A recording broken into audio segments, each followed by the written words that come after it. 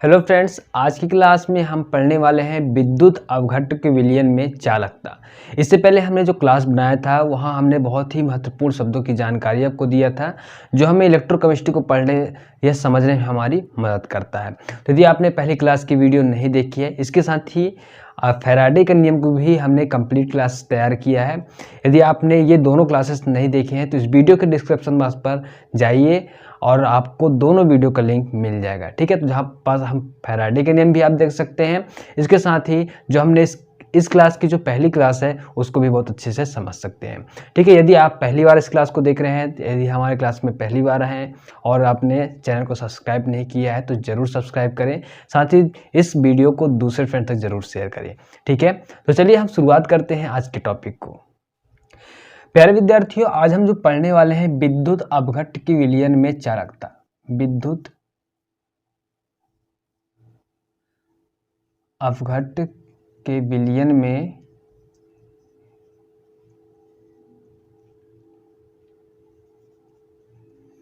चालकता, कौन कौन सी चालकता हम पढ़ने वाले हैं, ध्यान देना। हम पढ़ेंगे सबसे पहले विशिष्ट चालकता, पहला पढ़ेंगे विद्युत अपघटनी चालकता,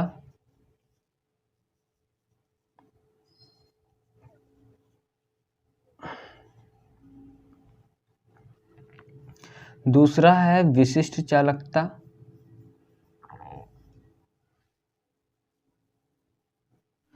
तीसरा जो है आणविक चालकता,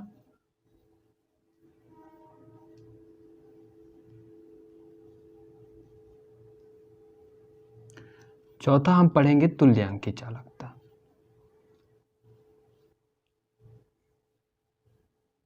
विद्युत अपघटनी चालकता, विशिष्ट चालकता, आणविक चालकता और तुल्यांकी चालकता, इन चारों को हम बहुत ही अच्छे तरीके से समझने वाले हैं। इस पर एक चीज़ को विशेष ध्यान रखा गया है, बच्चों को सबसे बड़ी शिकायत होती है कि हमें डिफिनेशन याद नहीं होता है, डिफिनेशन कैसे याद रखें।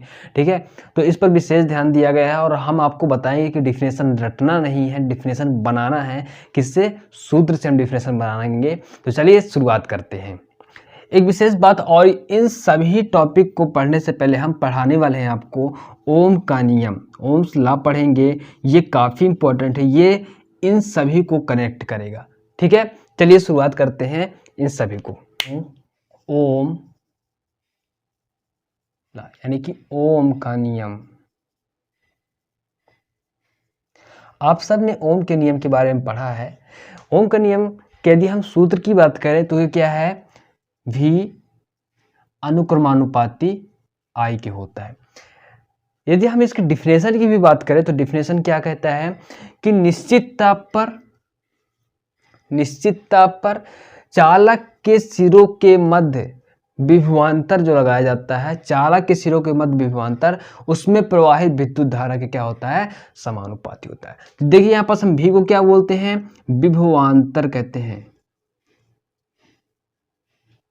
और I को हम क्या बोलते हैं? धारा कहते हैं। ठीक है, तो डिफिनेशन कैसे बनेगा?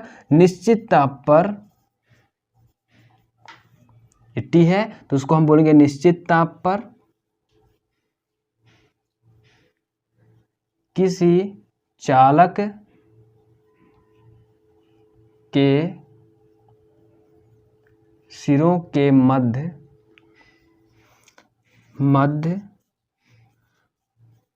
विभवांतर, सिरों के मध्य क्या होता है? विभवांतर, उसमें प्रवाहित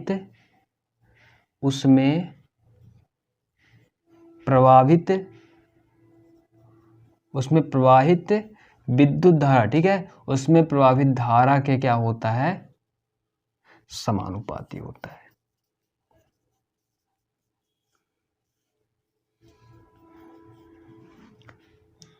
ठीक है, ध्यान देना, इस ओम के नियम का डिफिनेशन है, आपको कभी भी नहीं भूलेगा। यहाँ पास क्या लिखा हुआ है? यदि कोई चालक है और उसके सिरों के मध्य विभवांतर मतलब भी, उसमें प्रवाहित, ठीक है, विभवांतर मतलब भी, उसमें प्रवाहित धारा के क्या होता है?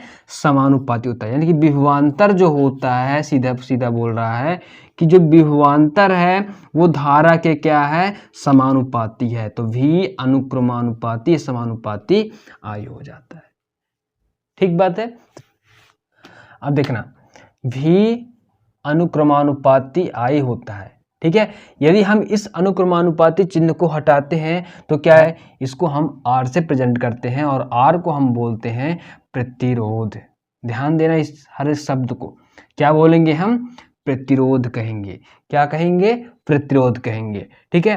अब देखिए हमको प्रतिरोध यदि निकालना हो तो प्रतिरोध निकालने के लिए क्या करेंगे, हम आर भी अपान आई हो जाएगा।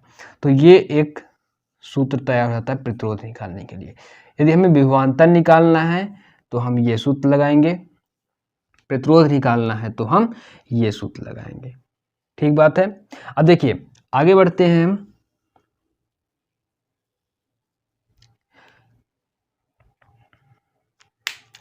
अब आपने पढ़ा होगा प्रतिरोध, ठीक है। प्रतिरोध जो होता है ये लंबाई के अनुक्रमानुपाती होता है और प्रतिरोध जो होता है ये अनुप्रस्थ काट के क्षेत्रफल के व्युत्क्रमानुपाती होता है, ठीक है। प्रतिरोध क्या होता है, प्रतिरोध लंबाई के अनुक्रमानुपाती और अनुप्रस्थ काट के क्षेत्रफल के क्या होता है, व्युत्क्रमानुपाती होता है। यदि हम ये वाला 1 नंबर और 2 नंबर इन दोनों को यदि हम मिलाकर लिखें तो दोनों को यदि हम मिलाकर लिखते हैं तो क्या हो जाएगा, यदि इन दोनों को मिलाकर लिखें तो आर अनुक्रमानुपाती किसके, यल के, और व्युत्क्रमानुपाती ए के हो जाएगा। ध्यान देना इस चीज को, मैं भी क्या कर रहा हूं, हम इन दोनों को मिलाकर लिख देंगे तो आर जो होगा प्रतिरोध जो होगा यल के अनुक्रमानुपाती और ए के क्या हो जाएगा, व्युत्क्रमानुपाती हो जाएगा, ठीक है। अब क्या होगा, इस चिन्ह को यदि हम हटाते हैं तो आर एक हम ये पी की तरह दिखाएंगे लेकिन ये थोड़ा सा लटका हुआ होगा पी की तरह, इसको हम बोलते हैं रो, ठीक है। और इस रो इसको हम आर को रो बोलते हैं और इसको हम बोलते हैं विशिष्ट प्रतिरोध,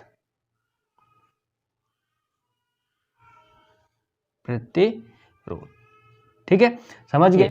आर को हमने यहाँ का क्या बोला, प्रतिरोध।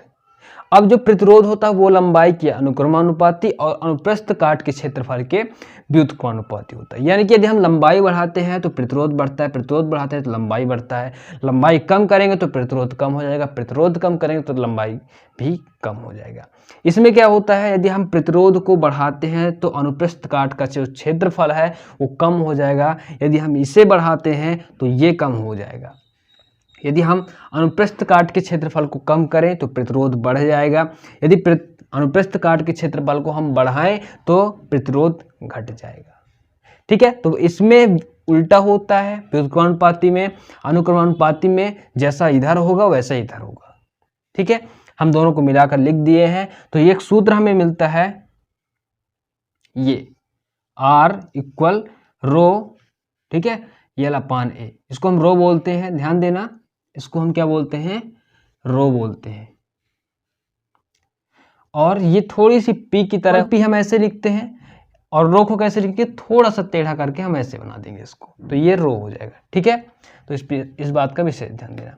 अब यहाँ पास हमने क्या क्या देखा और कौन कौन से सूत्र यहाँ पास महत्वपूर्ण है, ध्यान देना इस चीज का। अभी हमने सबसे पहला पढ़ा ओम का नियम। ओम का नियम का डिफिनेशन क्या था कि किसी चालक के सिरों के मध्य विभवांतर उसमें प्रवाहित विद्युत धारा के क्या होता है, समानुपाती होता है। विभवांतर ये धारा ये, इसके क्या होता है, ये समानुपाती होता है। फिर हमने क्या किया, यहाँ से प्रतिरोध अनुक्रमानुपाती का चिन्ह हटाते हैं, जिसको हम क्या बोलते हैं, प्रतिरोध कहते हैं। तो प्रतिरोध यदि हमें निकालना होता है तो V बटे I हो जाता है, ठीक है, ये हो गया। अब आगे हम चलते हैं प्रतिरोध पर चलते हैं। जो प्रतिरोध होता है वो लंबाई के क्या होता है, समानुपाती या अनुक्रमानुपाती होता है, और जो अनुप्रस्थ काट का जो क्षेत्रफल होता है वो प्रतिरोध के क्या होता है, व्युत्क्रम होता है, ठीक है, व्युत्क्रमानुपाती होता है। अब यहाँ पास एक चीज ध्यान देना, यदि आप लिखना चाहे तो लिख लीजिए इस चीज को, यहाँ पास यल के लिए लिख लीजिए, इसको हम लंबाई बोलते हैं ताकि ये चीज भूले ना आपको, और ये जो है अनुप्रस्थ काट का क्षेत्रफल, ठीक है। तो अभी आपको ये सब सूत्र याद रखना है, जो जितने भी सारी चीज़ ब्रैकेट में है वो सब चीज़ आपको बहुत ही विशेष रूप से ध्यान रखना है, तभी हम आगे की चीज़ों को बहुत ही आराम से समझ पाएंगे। ठीक है, तो चलिए इसको एक बार स्क्रीनशॉट लें या फिर नोटबुक पेन रखे हों तो जल्दी से इन चीज़ को लिख लीजिए।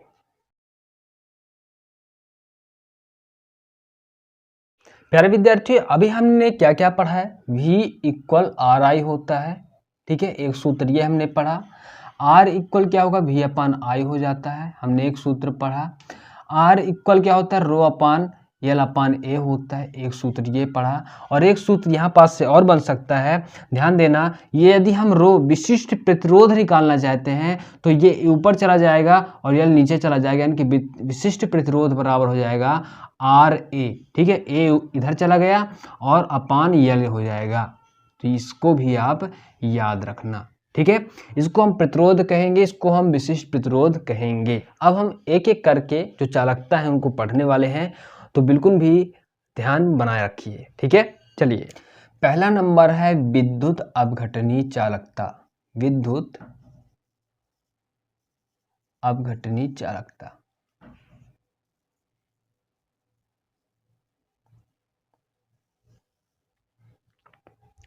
विद्युत अपघटनीय चालकता, इसका डिफिनेशन केवल इतना है कि जो विद्युत अपघटनीय जो चालकता होता है वो प्रतिरोध के व्युत्क्रम के बराबर होता है।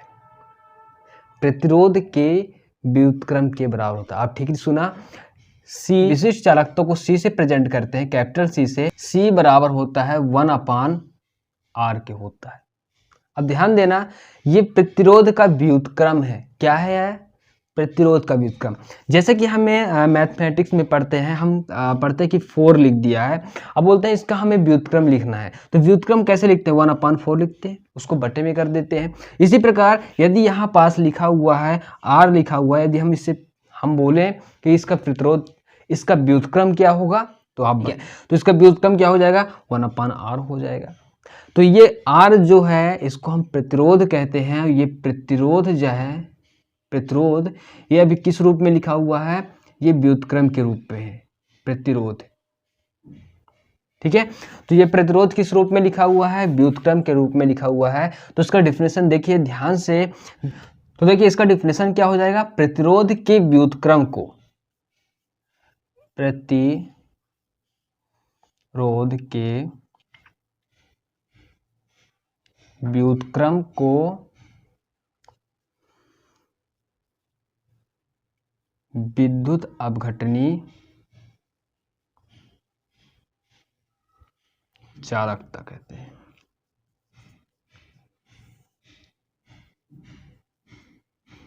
क्या? तो समझ गए, प्रतिरोध के व्युत्क्रम को हम क्या बोलते हैं? विद्युत अपघटनीय चालकता कहते हैं। इसकी इकाई क्या हो जाएगी? देखिए, प्रतिरोध की जो इकाई होती है, आर की इकाई जो होती है, इसको हम ओम लिखते हैं। और जब ओम यहाँ आर बराबर ओम होता है तो यहाँ पास क्या है? 1 अपान आर है, यानी कि 1 अपान ओम हो जाएगा, या ओम इनवर्स हो जाएगा। ठीक है, तो यहाँ पास आपने देखा है, तो ये प्रतिरोध के व्युत्क्रम को हम क्या बोलते हैं? विद्युत अपघटनीय चालकता कहते हैं। ठीक है, यदि आपसे न्यूमेरिकल कुछ इस प्रकार पूछ ले, V की वैल्यू आपको x दे दे, और यदि धारा की वैल्यू क्या दे दे?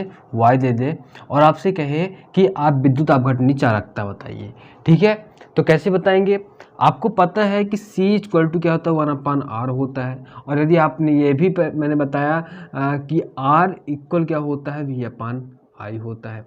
यदि आप V की वैल्यू और y की वैल्यू इस R की जगह में यहाँ पास पुट कर दे, ठीक है, इस V पर पुट कर दे x और I की जगह पर y पुट कर दे, तो यहाँ पास R की वैल्यू निकल जाएगी। मान लीजिए A वैल्यू प्राप्त हो रहा है, तो ये R की जो वैल्यू हमें A मिल रहा है वो कहाँ रखेंगे? C equal to 1 upon R पे रख देंगे, R की जगह पे A रख देंगे। ठीक है, तो जो भी राशि हमें प्राप्त होगी यहाँ पास वो क्या कहलाएगा? विद्युत अपघटनीय चालकता कहलाएगा। ठीक है, यहाँ पास क्या हो जाएगा? ओम इनवर्स में हो जाएगा। ठीक है, आई बात समझ में? दूसरा पॉइंट यहाँ पास हो जाएगा क्या? विशिष्ट चालकता।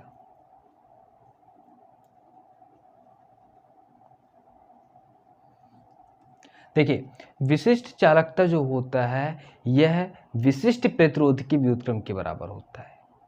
ध्यान देना, अभी अभी मैंने आपको बताया कि विशिष्ट प्रतिरोध बराबर क्या होता है।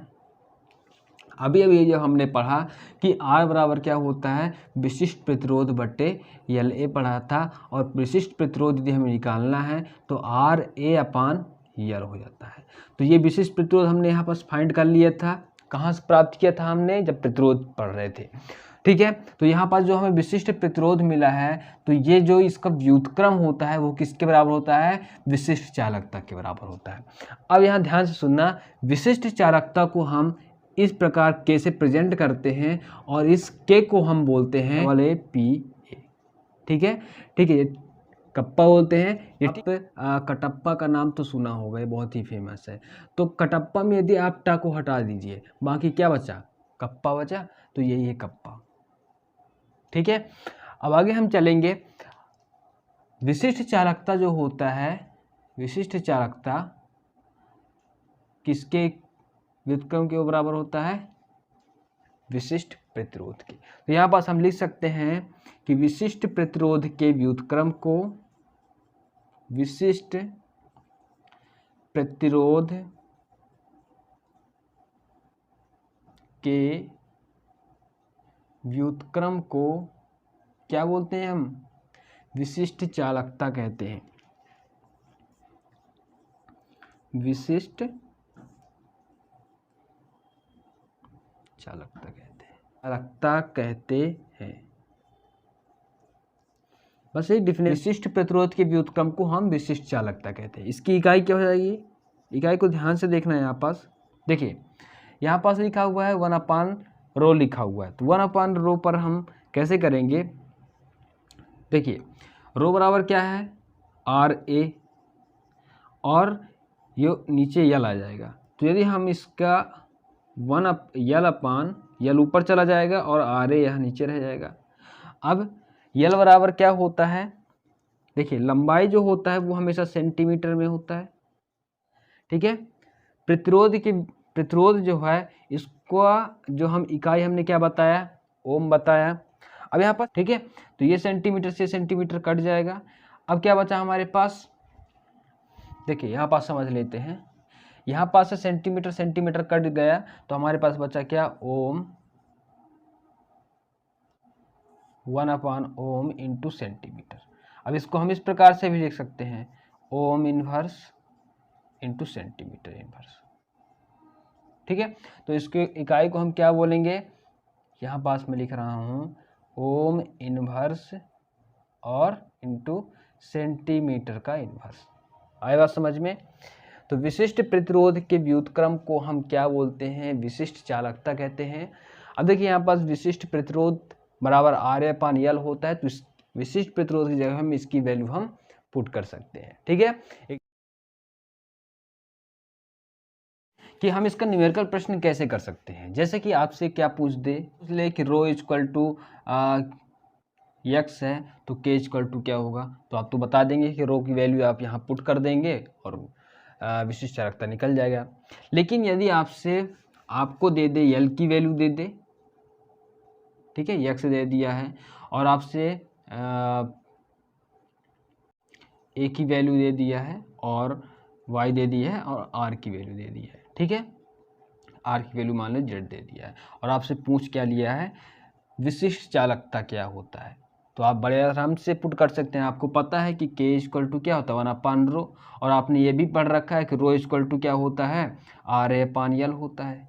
तो r की वैल्यू, L की वैल्यू, a की वैल्यू यहाँ सही पुट कर देंगे, और जो भी आपके पास इसको सॉल्व करने के बाद आंसर आगे से a आया हमारे पास आंसर, तो a को कहाँ रख देंगे, यहाँ पास रख देंगे, यानी कि k = क्या हो जाएगा, 1/a हो जाएगा। तो इस प्रकार से आप किसी भी न्यूमेरिकल प्रश्न को सॉल्व कर सकते हैं, ठीक है। चलिए आगे बढ़ते हैं फ्रेंड्स। एक चीज़ और यहाँ ध्यान देना, आपने अभी सूत्र में देखा होगा कि विशिष्ट चालकता बराबर हमने बताया था कि 1/ρ होता है, यानी कि विशिष्ट प्रतिरोध के व्युत्क्रम को हम विशिष्ट चालकता कहते हैं, ठीक है। यदि हम इसके सूत्र को ρ की वैल्यू लिख रहे थे, तो क्या आ रहा था हमारे पास, L/RA आ रहा था, ठीक है। अब इसको यदि हम इस प्रकार से लिख दें, 1/R इंटू यल अपान ए लिख देते हैं, 1/r इंटू यल अपान ए लिख दिया है। तो आप यहाँ पास देखेंगे कि ये 1/r है, जो कि मैंने आपको सबसे पहले बताया था विद्युत अपघटनी चालकता बराबर क्या बताया था, 1/r बताया था। तो यहाँ पास आप वैल्यू पुट कर सकते हैं, k इक्वल टू 1/r की जगह c लिख दीजिए, ठीक है, और यल अपान a बराबर आप लिख दीजिए g लिख दीजिए, g ये जो हो जाएगा सेल स्थिरांक, सेल स्थिरांक, ठीक है। इसको हम विद्युत अपघटनी चालकता कहते हैं, विद्युत अपघटनी चालकता, ठीक है। तो ध्यान देना है पास क्या हो जाएगा जी, अब इसकी वैल्यू को हम क्या सेल स्थिरांक मान लिए तो जी हो जाएगा यहाँ पास। तो इस प्रकार से भी एक सूत्र बन सकता है। तो ध्यान देना है यहाँ पास k इक्वल टू क्या हो जाएगा c इंटू जी। तो आपसे यदि न्यूमेरिकल में भी इस प्रकार से पूछ सकता है कि सेल स्थिरांक की वैल्यू दे दे और आप विद्युत अपघटनी चालकता के माध्यम से आप क्या निकाल सकते हैं, विशिष्ट चालकता निकाल सकते हैं, ठीक है।